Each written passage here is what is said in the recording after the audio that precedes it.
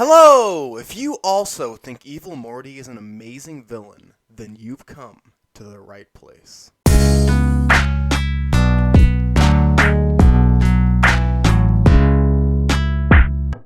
Evil Morty, the dimension-hopping Rick hater, who despite not being all that wrong in his motives, is deemed evil. But you know what is wrong? Not subscribing. So yeah, you should do that. Anyway, Evil Morty, a staple of Rick and Morty since season 1. A villain with so much mystery surrounding him that it's surprising how popular he has consistently been regardless of our limited knowledge. Who knows, maybe this video will even be outdated by the time that we see him again in like 4 more years. But if you haven't watched any of my previous episodes of why blank is an amazing villain, I will be ranking Evil Morty in 3 different categories: connection to hero, backstory/reasoning for villainy, and presence. Before we start, I want to make it clear that these are my opinions and not facts, obviously. So let's get started.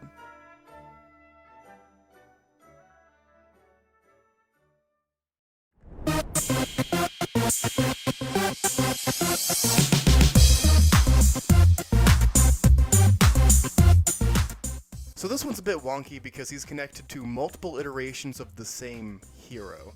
And yes, I'm using that term very loosely because it's Rick Sanchez we're talking about here.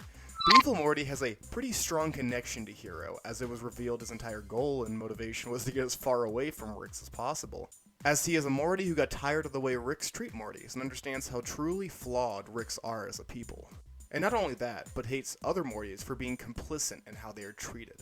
So Evil Morty steals some knowledge from Rick C-137 and then creates his own portal and escapes the central finite curve. So given that Evil Morty has a pretty strong connection to Hero, I'm going to give him a 9.2, mainly because I like the twist of the connection to Hero being a spectrum of the same person.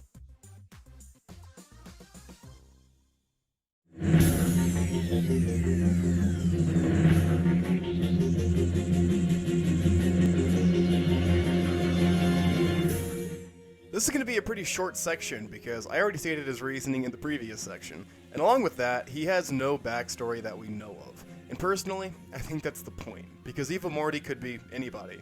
He's just a Morty who got tired of Ricks, and proves that Mortys are nowhere near as idiotic as Ricks believe. So Evil Morty's lack of story almost helps him in this case, as he himself said, "If you've ever been sick of him, you've been evil too." So I'm going to give him a 9.4 on backstory, because it's interesting that Evil Morty is more of a philosophy than a real villain.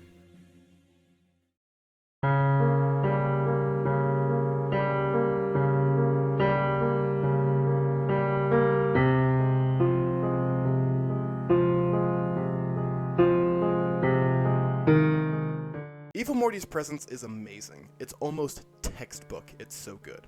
Season 1 shows Evil Morty as a Morty who's as smart or smarter than Ricks, which was huge at the time.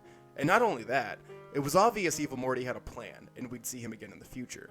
Fast forward about 4 years, and he returns in the best way possible, as a Morty who runs for president of the Citadel and wins the election. And the entire episode alludes to that Morty just being built different. And at the end of the episode, it's revealed that it's Evil Morty in the most iconic scene ever. And finally, when we see him again, about 4 years later in Season 5, Evil Morty absolutely destroys the Citadel, and just punks the hell out of Rick C-137, and explains very casually why Ricks are pathetic.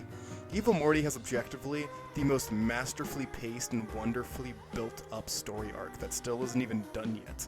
Regardless of if you like Rick and Morty, on paper, Evil Morty's writing is brilliant, and that's why I'm rating him a 10 out of 10 on presence. I know I said in the previous video that I wanted to wait on giving someone a 10, but I am genuinely passionate when it comes to Evil Morty's presence. Enough so to give him my very first 10 on the series.